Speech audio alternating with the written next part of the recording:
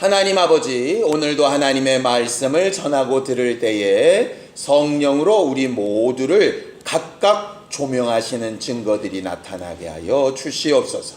믿음으로 언금한 손길들 위에 복을 주시고 저들이 하나님을 의지하여 귀한 것을 드려 하나님 앞에 믿음을 고백하여 싸우니 정직한 믿음의 고백 위에 하나님이 갚아주시기로 약속하신 것들로 갚아주셔서 풍성케 하시고 부욕케 하시고 인색하지 않게 하시고 저들의 삶을 통하여 하나님께서 함께 역사하고 계신 증거들을 날마다 체험하며 간증할 수 있도록 축복하여 주시옵소서.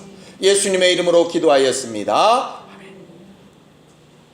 하나님의 말씀은 사도행전 5장 1절에서 11절까지 말씀을 함께 같이 합독하겠습니다. 사도행전 5장 1절에서 11절까지 말씀을 함께 같이 합독하겠습니다. 함께 읽습니다. 시작. 아나니아라 하는 사람이 그 안에 삽비라와 더불어 소유를 팔아 그 값에서 얼마를 감춤해 그 아내도 알더라.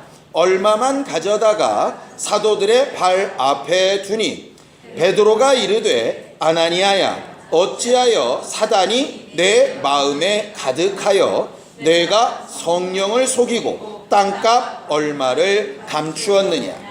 땅이 그대로 있을 때에는 내 땅이 아니며 판 후에도 내 마음대로 할 수가 없더냐. 어찌하여 이 일을 내 마음에 두었느냐. 사람에게 거짓말한 것이 아니요 하나님께로다. 아나니아가 이 말을 듣고 엎드려져 혼이 떠나니 이 일을 듣는 사람이 다 크게 두려워하더라. 젊은 사람들이 일어나 시신을 싸서 메고 나가 장사하니라. 3시간쯤 지나 그의 아내가 그 일어난 일을 알지 못하고 들어오니 베드로가 이르되 그 땅 판값이 이것뿐이냐 내게 말하라 하니 이르되 예 이것뿐이라 하더라. 베드로가 이르되 너희가 어찌 함께 꾀하여 주의 영을 시험하려 하느냐. 보라 내 남편을 장사하고 오는 사람들의 발이 문 앞에 이르렀으니 또 너를 메어 내가리라 하니 곧 그가 베드로의 발 앞에 엎드려져 혼이 떠나는지라.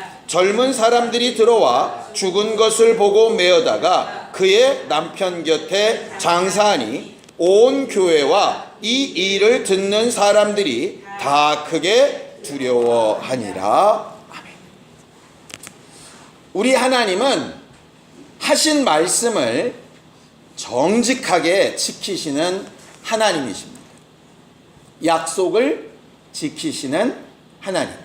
그게 우리가 하나님을 믿는 근거가 되죠. 잘 아는 말씀이지만 한번 같이 읽어봅시다. 민수기 23장 19절입니다.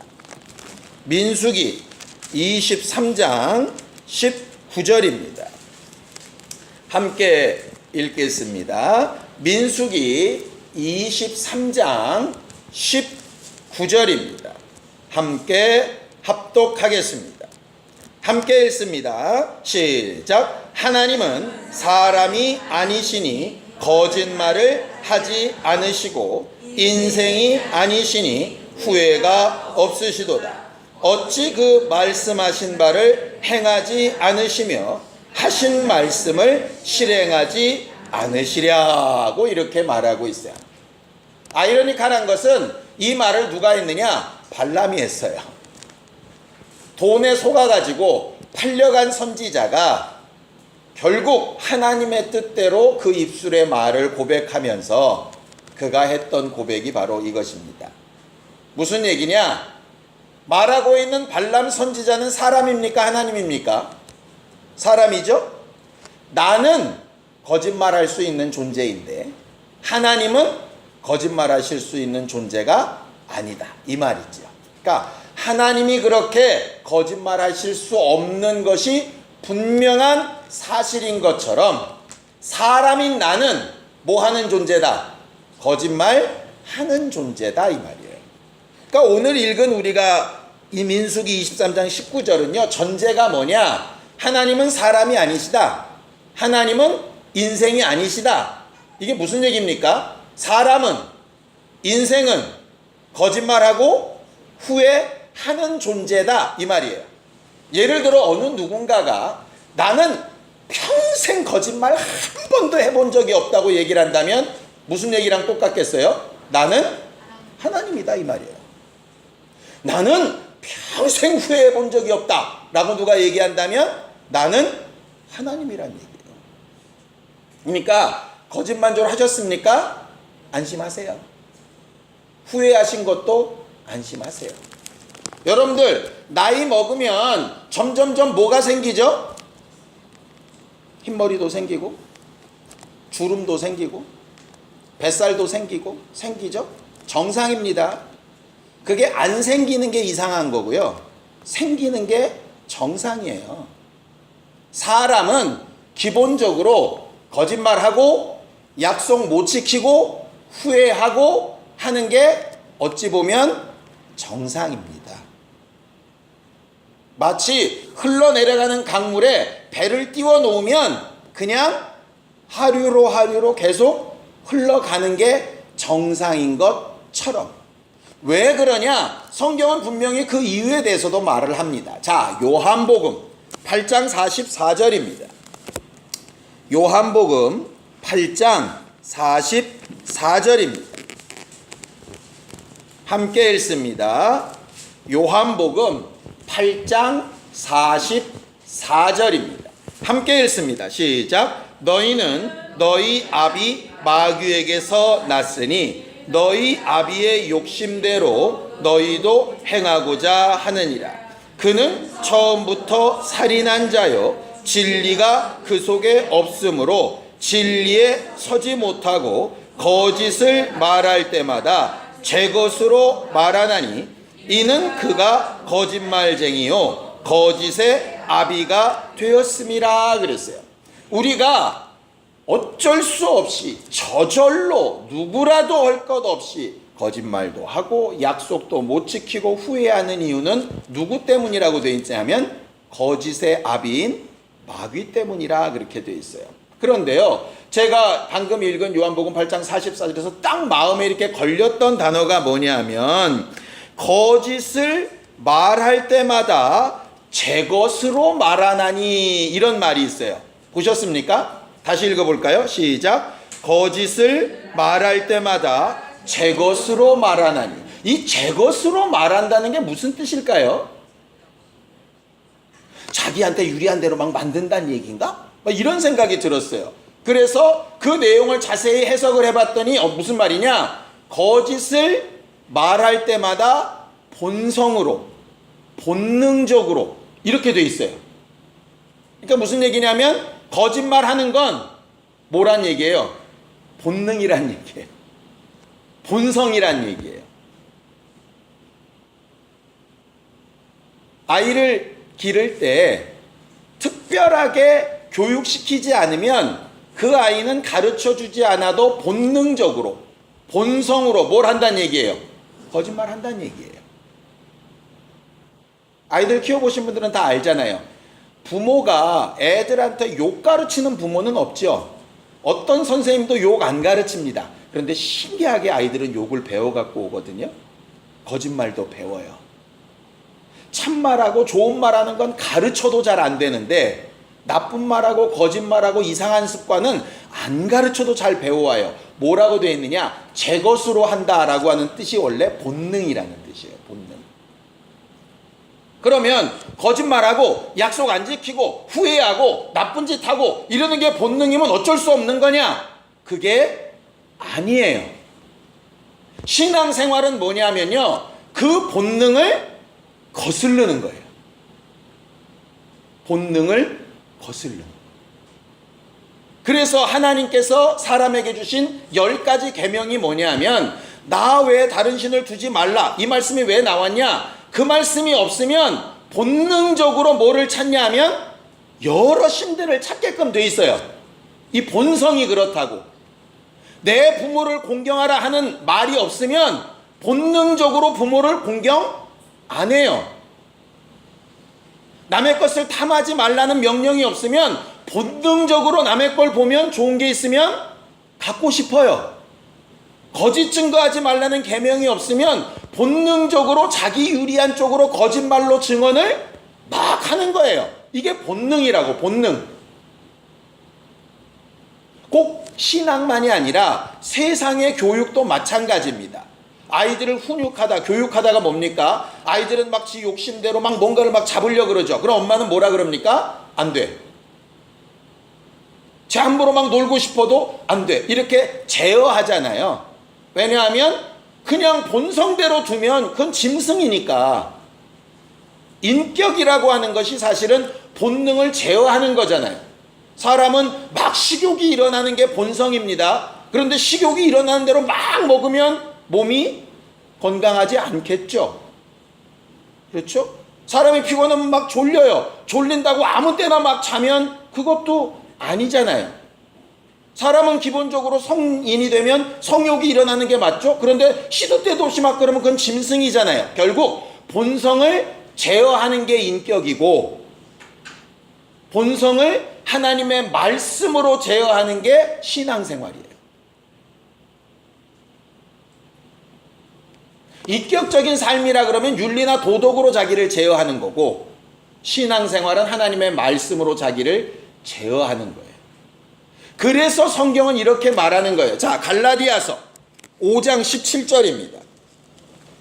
갈라디아서 5장 17절입니다. 함께 읽겠습니다. 우리가 이 말씀을 자꾸 이제 오해하는데요. 갈라디아서 5장 17절 함께 읽겠습니다. 시작. 육체의 소욕은 성령을 거스르고 성령은 육체를 거스르나니 이 둘이 서로 대적하므로 너희가 원하는 것을 하지 못하게 하려 함이니라 그랬어요. 이거를 자꾸 어떻게 생각하냐면 성령과 우리는 이렇게 대적점에 있구나. 육체는 나쁜 거구나. 자꾸 이렇게 생각을 하는데 지금 그 말을 하려는 게 아니고요. 육체의 본성은 마음대로 살고 싶은 거예요. 지 좋은 건 먹고 마시고 만나고 놀고 싶고 지가 싫으면 안 먹고 안 하고 같이 놀기 싫어. 이게 본성이라고. 그런데 성령은 그 본성을 어떻게 하는 거라고요? 거스른다고요. 그렇게 살면 안 된다고 하는 거라고요. 우리의 본성은 거짓말하고 싶은데 성령은 그렇게 하면 안 된다고 거스른다고요. 그런데 육체가 말을 들어먹느냐? 육체가 말을 안 들어먹는 거예요. 육체가 또 성령을 거슬러요. 그런데 그렇게 힘든 일을 왜 하느냐? 우리의 마음대로 되지 않게 하기 위함이라고 돼 있잖아요. 거기 그렇게 돼 있죠? 너희가 원하는 것을 하지 못하게 하려 합니다. 엄격하게 얘기하면 뭡니까? 성령이 원하시는 대로 하는 게 원래 목적인데 육체가 거슬려서 그렇게까지는 다 못 살더라도 어떻게는 안 되게 육체대로만은 살지 않도록 브레이크라도 걸어준다 이 말이에요.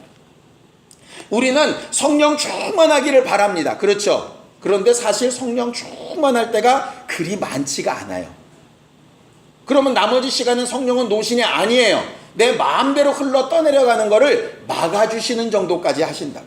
예를 들면 아까 말씀드렸죠? 흘러 떠내려가는 냇물에 배가 있어요. 그럼 가만히 있으면 배는 점점 내려가죠. 성령 충만은 아주 추진력이 좋아서 이걸 거슬러서 막 상류로 올라가는 거예요. 근데 그렇게까지 충만하지 못하면 성령과 육체가 비등비등하게 막 대치된 상태면 배가 어떻게 될까요? 적어도 제자리에는 있는다고. 흘러 떠내려가지는 않는다. 근데 제자리에 있다는 건 뭐냐? 성령과 육체의 물길이 진짜 첨예하게 막 대립된 상태인 거예요. 그러니까 답답하죠, 어쩔 때는. 가만히 있는 것 같으니까 답답한데 그것도 엄청 잘 이기고 있는 거라니까. 근데 우리는 그거를 못 견디는 거예요. 이렇게 힘든 거 그냥 포기해버릴까? 딱 포기하면 어떻게 되겠어요? 쫙 흘러 떠내려가는 거죠. 그래서 성령은 우리 육체에 원하는 대로 살지 않게끔 하려고 하죠. 신앙생활은 육체의 본성을 거스르는 겁니다. 그러니 예수 믿고 내 마음대로 되는 게 하나도 없어. 정상입니다.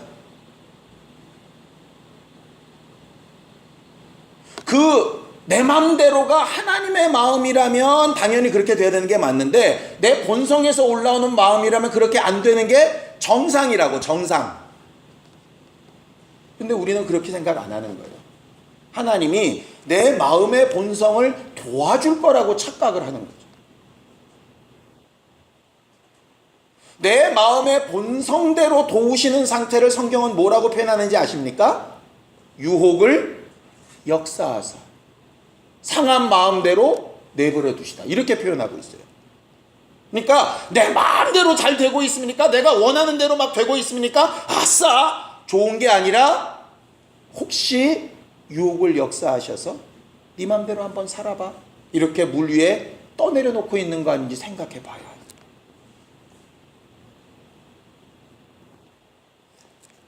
오늘 우리가 읽은 본문은 소위 목사님들이 성도들을 이렇게 협박할 때 많이 쓰는 본문입니다. 뭐 할 때 협박합니까? 주로 헌신할 때, 헌금 낼 때. 성경 본문을 읽으면서 이게 진짜 헌금 문제인가? 이런 생각이 들었어요. 정말 이게 헌금 문제일까? 목사님들이 흔히 얘기하는 것처럼 이게 정말 헌금 이만큼 한다 그랬는데 안 해가지고 하나님께서 저주를 하신 걸까? 근데 한 구절이 딱 이렇게 와 닿는데요. 그 구절을 제대로 해석을 해보니까 그런 뜻이 아니에요. 자, 4절 한번 읽어볼까요? 4절 함께 읽습니다. 4절 시작. 땅이 그대로 있을 때에는 내 땅이 아니며 판 후에도 내 마음대로 할 수가 없더냐? 어찌하여 이 일을 내 마음에 두었느냐? 사람에게 거짓말한 것이 아니요 하나님께로다. 이렇게 되어 있어요. 이게 무슨 뜻인 것 같으세요? 땅이 그대로 있을 때에는 내 땅이 아니며 판 후에도 내 마음대로 할 수가 없더냐? 이게 무슨 말이죠? 여러분들은 어떻게 들으셨습니까? 어떻게 그동안 배우셨습니까? 어떤 분은요 이렇게 설명하는 경우도 있었어요. 네가 하나님 앞에 헌신하기로 작정한 순간에 팔기 전에도 네 게 아니고 판 후에도 네 거 아니다. 네 거 아닌데 왜 네 맘대로 했느냐? 이렇게 가르치는 목사님도 제가 들었어요. 그 뜻일까요? 정반대예요. 무슨 얘기냐? 이 땅을 그대로 있을 때에도 네 땅이었다. 네가 주인이야. 네 맘대로 할 수 있어. 팔 수도 있고 안 팔 수도 있고 그 땅을 남에게 줄 수도 있고 안 줄 수도 있어. 그리고 판 후에도 네 마음대로 할 수 있어. 이 말이에요. 별로 여러분들은 감동이 안 되나 본데. 저는요 이게 헌신의 문제라면 네가 이미 마음에 딱 먹는 순간에 그건 네 게 아니야. 그러니까 네 맘대로 하면 안 돼. 무조건 다 바쳐야지. 이렇게 해석인 줄 알았는데 베드로의 말은 그게 아니에요. 네가 팔기 전에 마음을 먹었을 때도 팔고 난 다음에도 네 자유야.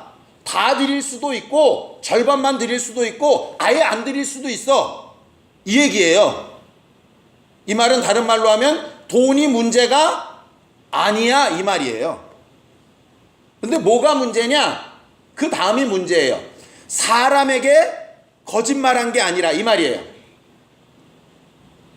지금 아나니아와 삽비라의 문제는요 돈을 다 드렸냐 절반 드렸냐의 문제가 아니에요. 거짓말한 게 문제인 거예요. 근데 왜 이상하게 어쩌다가 우리는 거짓말은 사람이 먼저 그럴 수 있지 그런데 돈은 안 돼 이런 생각에 빠져 있더라고. 하나님은 정반대예요. 돈은 많이 드릴 수도 있고 적게 드릴 수도 있고 드리려고 했다가 줄일 수도 있어. 그건 네 맘이야. 너한테 주신 거니까. 그런데 뭐는 안 되냐? 거짓말은 안 돼. 우리는 말로 거짓말한 죄는 그럴 수도 있는데 돈을 드리려다가 안 드린 건 큰 죄야 이렇게 생각하는 거예요. 하나님은 반대예요. 돈을 드리려다가 덜 드린 거는 괜찮은데 거짓말한 건 더 큰 죄야 이렇게 얘기하시는 거예요. 왜 그런지 아세요? 요한계시록을 좀 봐요. 요한계시록 21장입니다.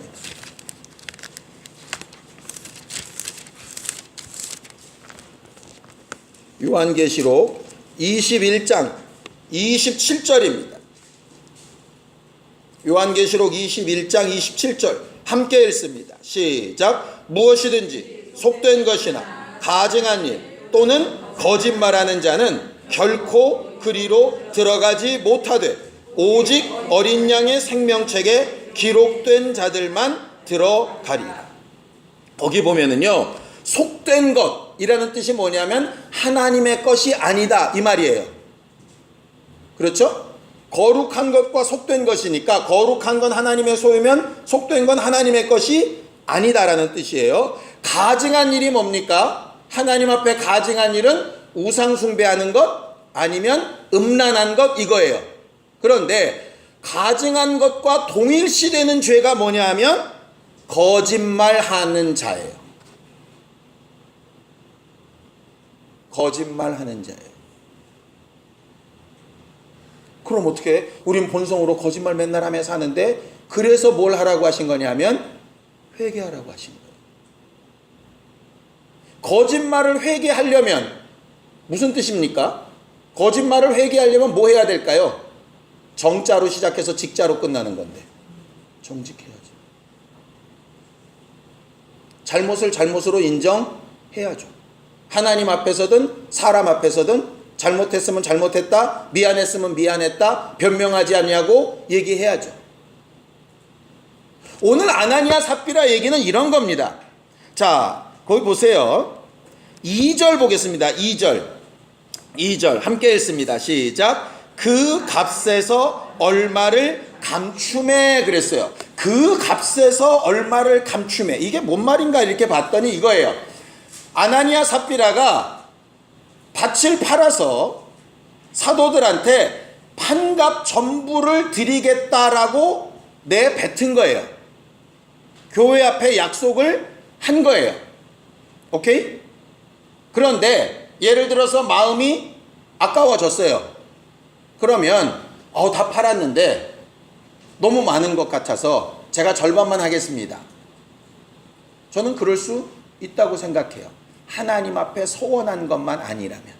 서원은 물론 제가 나중에 다시 한번 말씀을 드리겠지만 우리가 그냥 하나님 이렇게 하겠습니다 와 서원은 좀 달라요. 내가 하나님 앞에 하겠습니다 근데 내 사정이 안 돼서 아니면 형편이 달라져서 못할 수 있잖아요. 그 약속과 서원은 별개의 문제예요. 좀 다른 문제예요. 어쨌든 그런데 바꿀 수 있는데 계속해서 다라고 얘기를 하는 거예요. 그러니까 이 사실을 계속 감추는 거예요. 베드로가 묻는 게 삽비라에게 묻죠. 이 땅판 값이 전부냐? 묻잖아요. 그 기회 왜 주는 겁니까? 전부가 아닙니다를 듣고 싶은 거예요. 그럼 삽비라 안 죽었어요. 안 죽었다니까요. 돈의 문제가 아니라 정직함의 문제예요. 정직함의 문제. 인간은 실수 안 할 수 없어요. 아까 본성이라고 말씀드렸잖아요. 목사 아니라 목사 하랍이라도 실수할 수 있어요. 거짓말하고 잘못하고 변명하고 할 수 있다니까요. 그런데 적어도 주님의 생명책에 기록된 자처럼 하나님 앞에 자기 영광을 가지고 들어가려면 뭐 해야 되느냐? 정직해야 되는 거예요. 적어도 회개만큼은 정직해야 되는 거예요. 그래서 겸손하라고 하는 거예요. 잘못했다고 인정하면 저 사람들이 나를 어떻게 볼까? 이런 생각하면 말 잘 못하죠. 내가 내 아이에게 잘못한 걸 말하려고 그러면 얘가 엄마를 어떻게 볼까? 이렇게 생각하면 말 못하죠. 그냥 덮고 퉁치고 넘어가든지 뭐 이렇게 되잖아요. 그거 대단한 용기가 필요하거든요. 사실 하나님 앞에서 사람 앞에서 잘못했습니다. 미안합니다. 이거 굉장한 용기가 필요합니다. 그런데 이게 어떤 손해를 가져올지를 분명히 알면 그것보다 이 용기가 훨씬 더 쉬워요. 우리는 거짓말은 다 하는 거야. 괜찮아. 그 정도는 뭐 이렇게 넘어가니까 지금 그게 쉬운 거죠. 그 결과가 아까 계시록 21장에 나온 것 같다라고 한다면 우리의 지금 좀 마음에 어렵고 힘들고 소위 애들 말한 대로 쪽팔리고 이런 거 아무것도 아니에요. 죽고 사는데 무슨, 우리가 병원 의사 앞에 가면 아무리 날씬한 아가씨도 아무리 자기 속살을 보여주기 싫은 그런 여자분들도 의사 앞에 가면 다 뒤집고 눕잖아요. 왜? 살라니까. 그게 뭐 좋아서 막 그렇게 합니까? 살려니까 그걸 이기는 거잖아요. 더 큰 손해를 받지 않기 위해서 하는 거잖아요. 어쩔 때는 더 큰 손해를 입지 않기 위해서 많은 돈을 들이기도 하고 하잖아요. 근데 우리가 왜 창피해서, 왜 뭔가 캥겨서, 왜 남들이 어떻게 생각할까 두려워서 정직하지 못할까 생각을 해보니까 거짓말한 결과가 얼마나 크다는 걸 별로 인식을 못하기 때문이에요. 아나니아 삽비라 사건은 왜 기록됐느냐? 헌신하기로 했는데 안 하면 죽어, 이 얘기가 아니에요. 거짓말하면 죽어, 이 얘기예요. 왜냐? 사람에게 거짓말한 게 아니라 하나님께 거짓말한 거예요. 난 저 사람한테 한 건데? 아니요. 이렇게 돼 있어요. 자, 골로새서 3장 9절 10절입니다. 골로새서 3장 9절 10절입니다. 함께 읽겠습니다. 골로새서 3장 9절 10절입니다. 함께 읽습니다. 시작. 너희가 서로 거짓말을 하지 말라. 옛사람과 그 행위를 벗어버리고 새 사람을 입었으니 이는 자기를 창조하신 이의 형상을 따라 지식에까지 새롭게 하심을 입은 자니라 그랬어요. 신령한 영적 지식을 얻었습니까? 뭘로 증명하느냐? 거짓말하지 않는 걸로 증명하는 거예요. 신령한 진리를 체험했습니까? 뭘로 증명하느냐? 거짓말하지 않는 걸로 증명하는 거예요. 왜냐? 거짓말하는 건 옛사람의 특성이에요.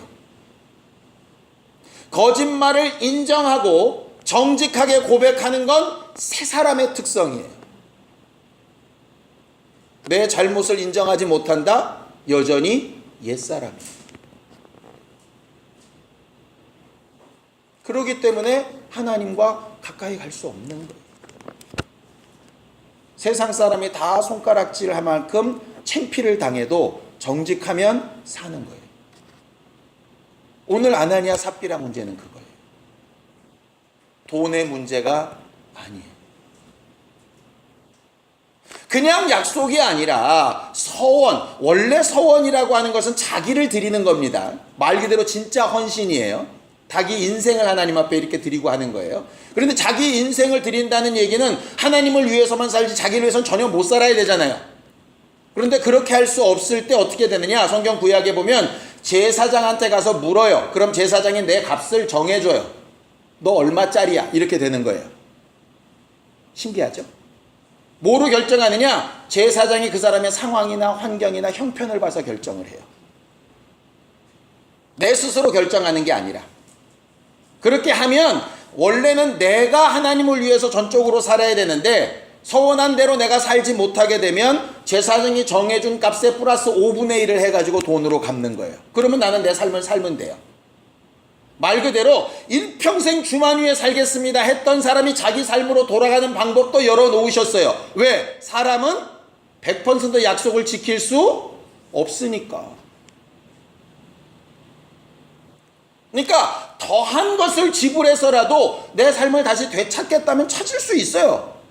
아니 자기 삶도 그렇게 돌리는데 밭 한 값이야 뭐 얼마나 상관없어요. 돈에 목숨 매지 말고요. 하나님 앞에 사람 앞에 정직했냐의 문제라고.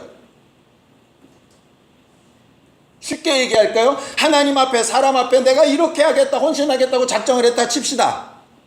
그런데 여러분들 형편이 할 수 있을 줄 알았는데 완전히 만약에 망했어요.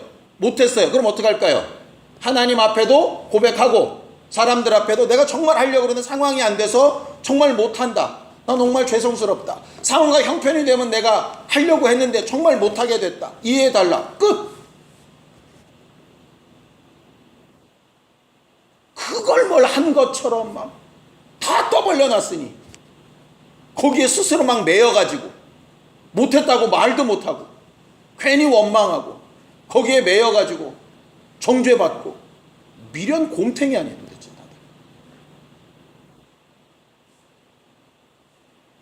마음의 문제라니까. 정직의 문제라고. 물론 그걸 피할 수 있는 방법이 있어요. 성경을 좀 볼까요? 전도서입니다. 5장 4절에서 7절입니다. 전도서 5장 4절에서 7절입니다.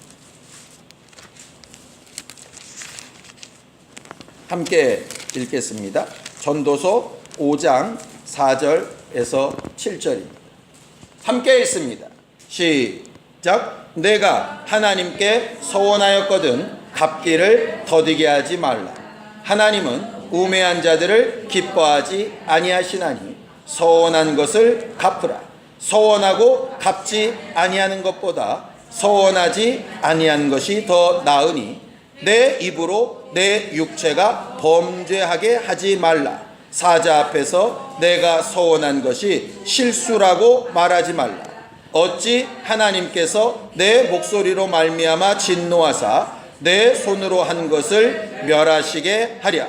꿈이 많으면 헛된 일들이 많아지고 말이 많아도 그러하니 오직 너는 하나님을 경외할지어다. 여기서 말하는 서원이라고 하는 것은 맹세인데요. 이렇게 이랬다가 공개적으로 맹세하여 나타나는 겁니다. 그렇게 하고 지키지 않는 것보다 차라리 그런 맹세를 안 하는 게 낫다는 거죠. 그걸 예수께서는 산상순에서 뭐라 그러느냐? 너희는 맹세하지 말아라. 그냥 모든 일에 예, 아니요, 옳다, 그르다 그렇게 얘기하라. 왜냐하면 뭘 할 수 있는 능력이 너희가 없어. 그러니까 그냥 정직하게 하나님이 상황을 허락하시고 하게 하시면 제가 하겠습니다. 그런데 내가 할 수 없는 상황이 되면 내가 상황이 안 돼서 못했습니다. 죄송합니다. 그럼 되는 거예요. 근데 그걸 뭘 숨기고. 여러분, 어떤 죄보다 큰 죄가 거짓말하는 거예요. 거짓말은 흔히 할 수 있는 죄가 아니에요. 본성으로는 너무 당연한 죄이기는 한데 우리는 본성을 거슬려서 그것을 이기려고 해야 되는 거예요. 그렇게 이기려고 열심히 하다 보면 거짓말 할까요? 안 할까요? 하죠. 하면 어떻게 할까요? 회개하고 정직하게 고백하면 돼요. 거짓말이었다고. 그래서 기도 많이 하는 채 하지 말고, 성경 많이 읽는 채도 하지 말고, 뭐 남들보다 나은 채도 하지 말고, 그냥 내 자신 그대로, 내 마음의 원함이 거스려질 때 그걸 가지고 속상해하지도 말고, 성령께서 거스리는 거라면 잘 된 거니까. 사단이 가득해서 속이는 거예요.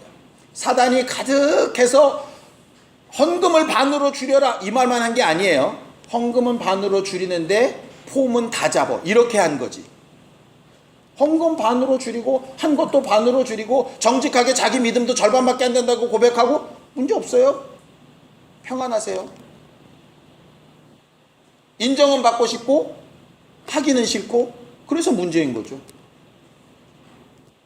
공부 안 해서 성적이 안 나왔는데 뭐 당연한 거잖아요. 근데 공부는 하기 싫은데 성적은 잘 받고 싶으니까 이상한 거죠. 너무 당연한 거예요. 이 너무 당연한 걸 세상에선 미련하다고 한다니까요. 꼼수를 써서 유익을 취하고, 어떻게 꼼수를 써서 자기 유익한 대로 하고 자기 이름을 높이고 뭐 이러면 그게 대단히 복받은 걸로 착각하는데 전혀 아니올시다입니다. 여러분들 앞으로 사도행전 5장 1절부터 11절까지 아나니아 삽비라 사건을 읽을 때마다 제발 헌금 얘기로 듣지 않으시기를 바랍니다. 하나님 앞에 정말 작정한 게 있다면 최선을 다해서 갚으려고 하시는 건 당연한데요. 여기서 말하는 건 돈의 액수 문제가 아니라 마음의 정직함의 문제예요. 또 이렇게 얘기하니까 정직해야지. 아무 집사 앞에 가서 나 너 싫어. 그건 정직이 아니에요. 주책이지. 본성대로 하는 게 정직이란 뜻이 아니라 그랬죠. 본성을 거스르는 게 신앙이니까 내가 정말 이걸 왜 이렇게 하고 있는가를 계속 물어야 한다고요. 근데 사람들이 생각하기 싫으니까 제일 많이 쓰는 말 뭔지 압니까? 아, 몰라! 난 내 맘대로 할 거야. 그건 신앙도 아니고 뭣도 아니고 아무것도 아니에요. 성령께서는 우리 마음대로 하지 못하게 하시려고 오는 분이에요. 여러분들 속으로 그럴지 모르겠어요. 성령 괜히 받았다. 성령은 우리 마음대로 하지 못하게 하려고 오신 분이세요. 그러니 그렇게 신앙생활 잘하는 사람들이 되기를 예수님의 이름으로 축원합니다. 저도 여러분들한테 정말 정직하려고 노력하겠습니다. 물론 중간중간 거짓말 할 겁니다. 티도 내고 뭐면 체도 할 거예요. 그런데 그때마다 가능하면 여러분들에게 정직하게 하려고 노력할 테니까 어쨌든 성령 앞에 조명을 받아서 우리가 점점 더 정직한 쪽으로 회개를 제대로 하는 쪽으로 그렇게 나아가는 신령한 사람들이 되길 예수님의 이름으로 축원합니다. 함께 같이 기도하겠습니다. 하나님 아버지, 우리는 하나님 앞에 정직한 믿음으로 서게 되어지기를 원합니다. 우리의 본성을 따라 살지 아니하고 성령께서 거스르게 하심을 따라 순종하여 승리하는 삶을 매 순간 조금씩 체험하기를 원하오니 도와주시옵소서. 하나님 앞에 또 사람들 앞에 정직하려고 할 때에 담대함을 더하시고 용기를 더하시고 하나님의 마음과 생각을 더하셔서 겸손케 하여 주시옵시고 하나님을 기쁘시게 하는 신령한 우리 모두가 되도록 축복하여 주시옵소서. 이제는 우리 주 예수 그리스도의 은혜와 하나님 아버지의 극진하신 사랑과 성령님의 감동하시고 역사하시는 분명한 증거가 성령 앞에 정직하기를 원하는 우리 모두 위에 이제부터 영원까지 함께 있을지어다. 아멘.